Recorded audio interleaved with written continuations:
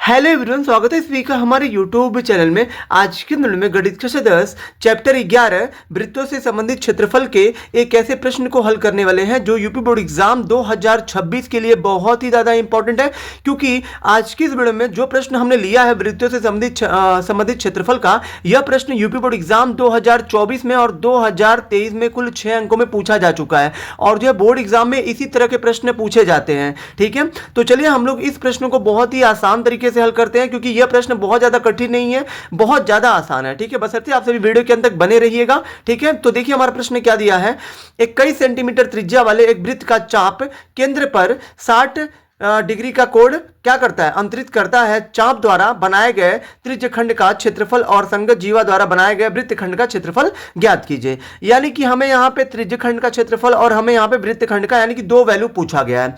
अब देखिए बोला क्या है, 21 सेंटीमीटर त्रिज्या वाले वृत्त का चाप है। मान लीजिए ये जो है 21 सेंटीमीटर का एक ये त्रिज्या है ऐसे, ठीक है, इसका 21 है और ये ऐसे भी यहां पे भी खींचे तो ये भी आपका हो गया 21। अब देखिए जो चाप है ना, चाप, ये चाप जो है ये चाप द्वारा, इसको हम लोग चाप कहते हैं। ठीक है, जैसे ये इसको आप ओ मान लीजिए, ये ए हो गया और ये बी हो गया, तो और जो यहाँ पे इसको आप सी नाम दे दीजिए।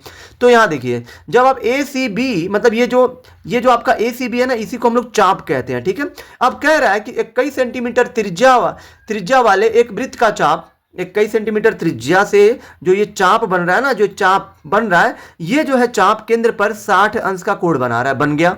ठीक है, कोण अंतरित करता है का मतलब वहां पे जो है बनाता है।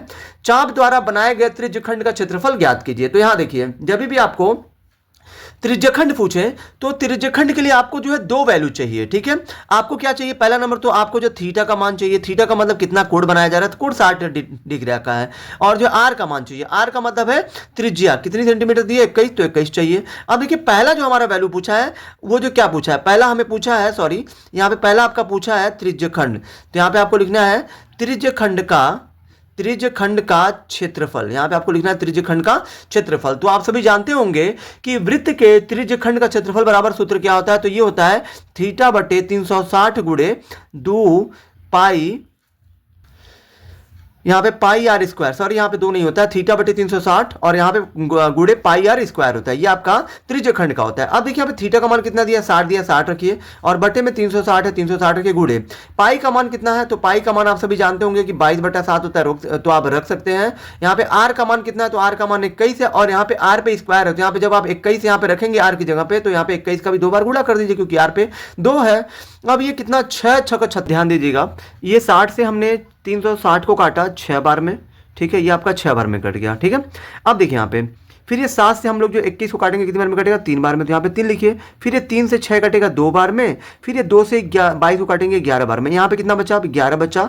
और फिर यहाँ पे कितना बचा, 21, तो 21 लिखिए और यहाँ पे 11 कम 11 हो गया, हासिल है कि 11 दूना 22 और एक हासिल कितना हो जाएगा 23, यानी कि ये आपका हो जाएगा 231 सेंटीमीटर स्क्वायर। ये अभी आपका त्रिज्यखंड हुआ।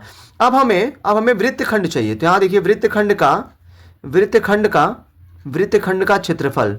ठीक है, वृत्तखंड का देखिए अलग अलग किताबों में अलग अलग वृत्तखंड अलग अलग तरीके से निकाला जाता है, लेकिन मैं आपको एक जो इसके लिए मैं जो फार्मूला बता दे रहा हूँ, वृत्तखंड जब भी आपको निकालना हो तो आपको क्या करना है, थीटा बटे 360 गुणे pi r square minus 1/2 r square sine theta कर देना है। इस सूत्र का आप प्रयोग करेंगे तो आपको जो है वृत्तखंड मिल जाएगा।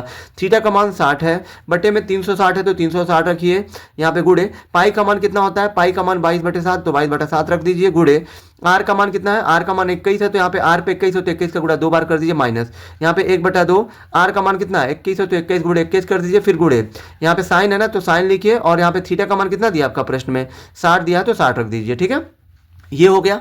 अब देखिए यहाँ पे ये कितनी बार में कटेगा, 6 बार में।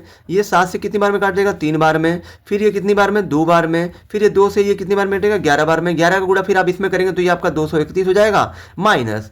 अब देखिए यहाँ पे ये आपका 1/2 है, 1/2 रखिए, गुणे 21 का गुणा 21 में करिए तो ये आपका 21 का गुणा 21 में 441 होगा और साइन 60 अंश का मान आपसे भी जानते होंगे कड़ी में 3/2 होता है। ठीक है, ये आपका हो गया 231 माइनस, यहाँ देखिए अब यहाँ पे ये आपका 1/2 है, गुणे ये 441 है, गुणे आप सभी जानते हो कड़ी में 3 का मान कितना होता है, 1.73 होता है। ठीक है, और बटे में 2 है तो 2 लिखिए। ठीक है, अब देखिए यहाँ पे अब हम क्या करेंगे, ये 231 ठीक है, माइनस यहाँ पे इसके नीचे कुछ नहीं तो 1 कर लीजिए। अब देखिए इन सब का जो है ना, इन सब का आप जो गुणा कर लीजिए, 1 का 441 का और जो 173 का गुणा कर लीजिए। तो यहाँ पे जब आप गुणा करेंगे, यहाँ पे 1 का 441 का और जो 1.73 का, ठीक है, इन सब का अगर आप गुणा करेंगे तो आपको मिलेगा 662.92 और बटे में 2 एकम कितना हो जाएगा 2, तो 2 कर दीजिए। अब यहाँ पे 231 हो गया माइनस 4 से अगर आप इसमें आप भाग देंगे तो कितना आएगा, तो यहाँ देखिए 4 से 7 में एक बार में गया, कितना बचा 3 और 4 9 कितना हो जाएगा 36, ठीक है 36 हो गया। अब ये 2 बचा, 4 से 2 भाग नहीं जाएगा तो इसके लिए 0 बढ़ेगा।